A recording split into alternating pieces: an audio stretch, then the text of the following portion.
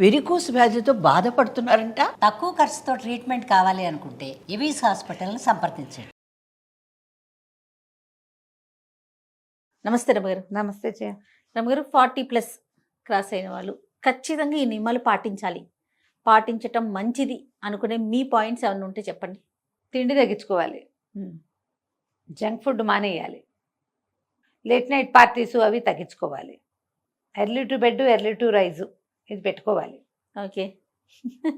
ఆరోగ్యాన్ని కాపాడుకోవాలి, ఒంటరిగా ఉండటానికి అలవాటు పడాలి, పిల్లల నుంచి సెపరేషన్కి ప్రాక్టీస్కి వెళ్ళాలి. ఇన్ని ఉన్నాయి రమగారు. చాలా ఉన్నాయి. ఇంకా ఒకవేళ మీరు ఏదైనా కెరీర్లో ఉంటే నేను ఓల్డ్ అయ్యాను లాంటి భావాల్లోకి వెళ్ళకూడదు. ఓకే, అయితే ఓకే. ఓల్డ్ ఫీలింగ్స్లోకి వెళ్ళొద్దు. ఇవి ఓల్డ్ అవ్వటము, పెద్దవాళ్ళు అవ్వటము, 40 వచ్చేసరికి 40వ పడిలోకి వెళ్ళి వచ్చేసరికి కొంత జాగ్రత్త పాటిస్తే మీ పని చేసే క్షమత పెరుగుతుంది, మనం ఎక్కువ పని చేయగలుగుతాం. అంతేగా. ఇప్పుడు కెరీర్లు ఉద్యోగాలు వచ్చినాయి కదా జయ. కెరీర్లు, ఉద్యోగము, వ్యాపారము ఒకవేళ ఉంటే, మోడలింగ్ లాంటి దాంట్లో ఉన్న వాళ్ళు కూడా యాక్టివ్గానే ఉంటున్నారు చాలామంది. 40లో వచ్చినా కూడా మన వాళ్ళు ఇండియాలో కూడా. ఈ కాపాడుకుంటే మరింత ఎక్కువ పని చేయగలుగుతాం మనం.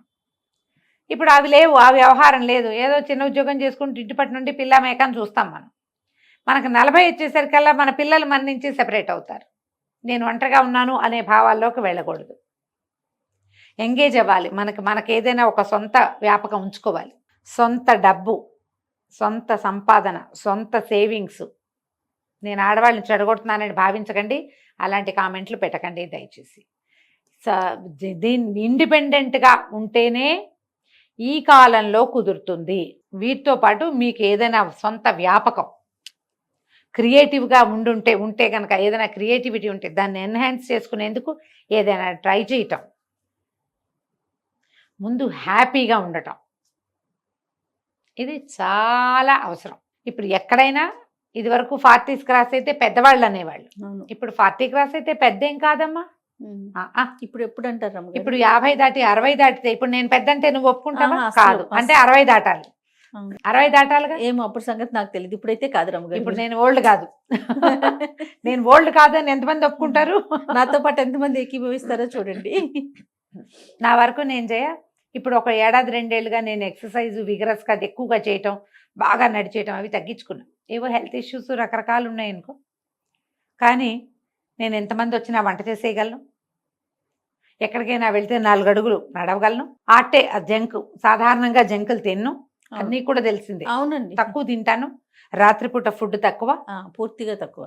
మరి 1 గంట 2 దాకా పార్టీలు వ్యవహారాలు ఏదైనా పెళ్ళికి వెళ్తే ఏదో 11, 12 అవుతుంది, కానీ సాధారణంగా 11, 11 నిద్రపోతాను. నేను యాక్టివ్గానే ఉన్నానని నేను భావిస్తున్నాను. నాకంత మూమెంట్స్ స్లో అవ్వాల. అవును అవును, నాకు ఫాస్ట్ మూమెంట్సే ఉన్నాయి, నేను గబగబా పని చేసేయగలను. అమ్మో ఇదంతా నేను ఎక్కడ చేస్తాను లాంటి భావాలు లేవు నాకు, నా వల్ల కాదు, చేయలేను. ఏవో నొప్పులు గిప్పులు కనపడుతున్నాయి అప్పుడప్పుడు, మెనపాజ్ వల్ల కనిపిస్తాయి కదా, ఉన్నా కూడా నేను పని చేయలేని పరిస్థితి, అవి నాకు లేవు. ఇంకా నేను అనుకుంటాను లోపల ఉంది, ఇది హెల్తీగా ఉన్నాను నేను లోపల నుంచి. స్ట్రెస్లు వస్తాయి నాకు కూడా, నేను దాన్ని బీట్ చేస్తా. డిప్రెషన్స్ వస్తుంటాయి నాకు కూడా, చాలా డిప్రెస్డ్గా అయ్యాను. ఇదంతా ఏమిటి ఈ జీవితం అలా అనిపిస్తుంటుంది, దాన్ని లాగి పక్కన పారేస్తూ ఉంటా. ఏవేవో చేస్తా, ఏవో పనులు, అవసరమైనవి అక్కర్లేనివి, ఎవరి పనులైనా మీదేసుకుని కూడా చేస్తా, ఎక్స్ట్రాలు అంటించుకుని కూడా చేస్తూ ఉంటాను. వాటి వల్ల ఏంటంటే ఎంగేజ్ అవుతాను. చాలా ప్రధానమైంది ఎంగేజ్ అవుతాను. నేను ఎంత బిజీ స్కెడ్యూల్స్లో ఉన్నా నాకు కూడా లోన్లీనెస్ వస్తుంది, నాకు పెద్ద గుంపు ఉన్నా కూడా. అవును, దాన్ని తొలగించుకోవడానికి కూడా నేను ప్రయత్నం చేస్తూనే ఉంటాను. ఇలా నిరంతర పోరాటం చేసే పద్ధతిలో ఉంటేనే మనం హాయిగా బతకగలుగుతాం. ఇది నేర్చుకోండి, నాకెవరు నేర్పలేదు. అలాగే ఇంకా లేకపోతే నేను కూరుకుపోతున్నానని తెలుస్తోంది. నువ్వు కూరుకుపోతున్నావు అని ఎవరైనా మీకు చెప్పాలా? నాకు అర్థం కాదు అసలు. అది ఎప్పుడు ఏదో బాధగా ఉంటుంది, ఏమిటో విసుగ్గా ఉంటుంది. నేను ఇందులోకి వెళ్ళిపోతున్నాను. నేను ఒక సినిక్గా మారిపోతున్నాను. అందరినీ విమర్శించటము, ఎవరి పట్ల సాటిస్ఫాక్షన్ లేకపోవటం, జీవితం పట్ల సాటిస్ఫాక్షన్ లేకపోవటం, మన పట్ల మనకి సాటిస్ఫాక్షన్ లేకపోవటం, సెల్ఫ్ ఎస్టీమ్ కోల్పోవటం, మనని మనం శభాష్ అనుకోకపోవటం, ఇవన్నీ ట్రబుల్స్ 40 తర్వాత వస్తాయి. ఆ 40 దాకా మనం బిజీగా ఉంటాం ఎంతో కొంత.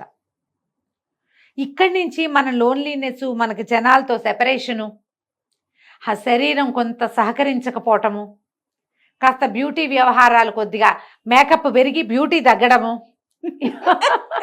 ఇవన్నీ వస్తాయి. ఇవి వచ్చినప్పుడు మనం ఏం చేస్తామంటే మన మీద మనకి సాటిస్ఫాక్షన్ పోతుంది. అది పెంచుకోండి. ఓకే, ఎలా ఉన్నా సరే మనని మనం యాక్సెప్ట్ చేయకపోతే మననే మనం యాక్సెప్ట్ చేయకపోతే ఎవడు చేస్తాడు మనని?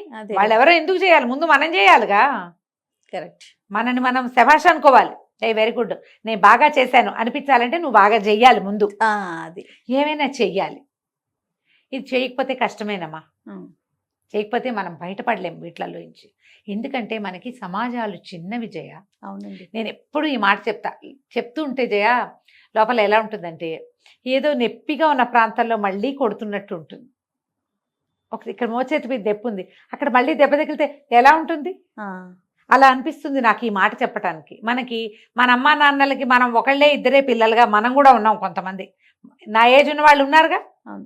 మీకు కజిన్స్ తక్కువ, అందరికీ ఒక్కొక్కళ్ళు ఇద్దరిద్దరు. మధ్యలో ఈ కరోనా దౌర్భాగ్యం వచ్చి కొన్ని పోయినాయి టికెట్లు, జనం తక్కువ.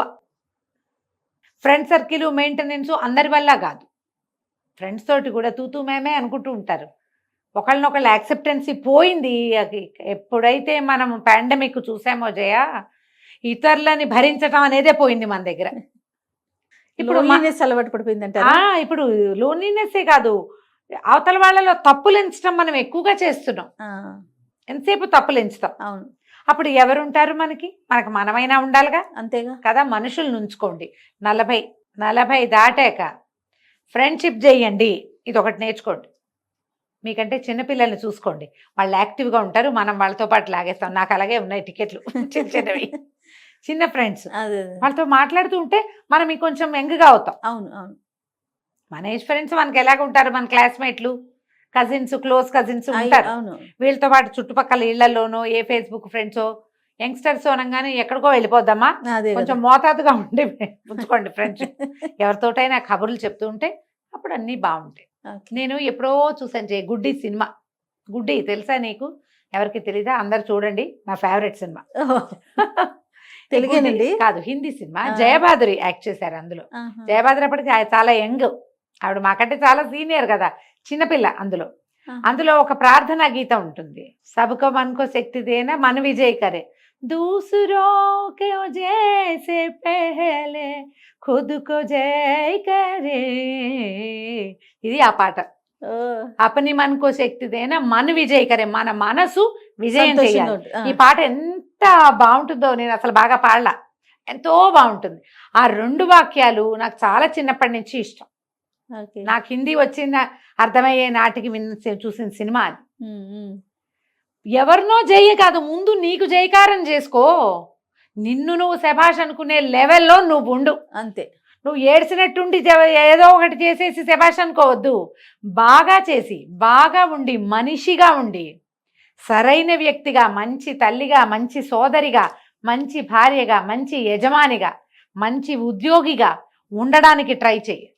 నిన్ను నువ్వు గొప్ప చేసుకో, నిన్ను నువ్వు శభాష్ అనుకో, నిన్ను నువ్వు సంతోష పెట్టుకో. దీనికోసం ఇతరులను బాధ పెట్టకూడదు.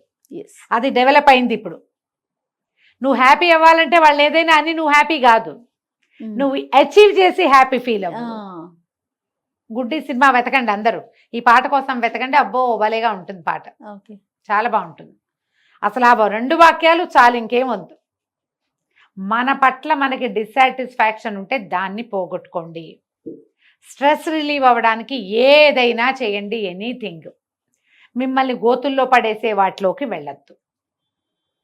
సెల్ఫ్ ఎస్టీమ్ని కోల్పోకుండా, నీ కుటుంబ మర్యాద, పరువు, పద్ధతి పోకుండా, చెడకుండా, వాటిని పాడు చేసుకోకుండా, మరి మీరు ఎక్కడికో దిక్కండా పైన మనకు అందని ఎత్తులు ఎక్కడానికి ట్రై చేయండి. డెఫినెట్గా. ఇది 40 తర్వాత ప్రతి వాళ్ళు అసలు మనం ఏమిటి, ఎలా ఉన్నాం, ఏమిటి మన సంగతి, ఏమిటి ఈ పీరియడ్స్, ఏమిటి ఈ రకరకాల ప్రాబ్లమ్స్, ఏమిటి ఈ హెల్త్ ఇష్యూస్ ఎందుకు వస్తున్నాయి, దానికోసం మనం ఎక్సర్సైజ్ చేయాలా, డాక్టర్ని చూడాలా, జిమ్కి వెళ్ళాలా, యోగా చేయాలా, ఏదైనా ప్రాణాయామం చేయాలా, ఏదైనా థెరపీ తీసుకోవాలా? ముందు మీరు ఆలోచించండి. మీకు చేత కాకపోతే మాలాంటి పెద్దక్కైన ఎవరైనా కనుక్కోండి. తప్పకుండా రమ్మగారు, అప్పుడు ముందుకెళ్ళండి, బాగుంటుంది. ఖచ్చితంగా. నమస్తే అండి. నమస్తే జయ.